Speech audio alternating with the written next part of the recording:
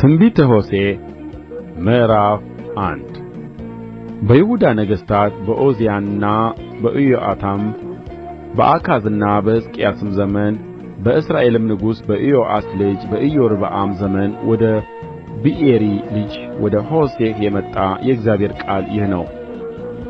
እግዚአብሔር መጀመሪያ በሆሴዕ በተናገረ ጊዜ እግዚአብሔር ሆሴዕን ምድሪቱ ከእግዚአብሔር ርቃ ታላቅ ግልሙትና ታደርጋለችና ሂድ፣ ጋለሞታን ሴትና የግልሙትናን ልጆች ለአንተ ውሰድ አለው።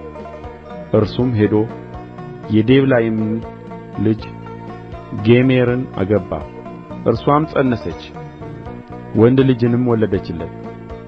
እግዚአብሔርም ከጥቂት ዘመን በኋላ የኢይዝራኤልን ደም በኢዩ ቤት ላይ እበቀላለሁና ከእስራኤልም ቤት መንግሥትን እሽራለሁና ስሙን ኢይዝራኤል ብለህ ጥራው፣ በዚያም ቀን በኢይዝራኤል ሸለቆ ውስጥ የእስራኤልን ቀስት እሰብራለሁ አለው።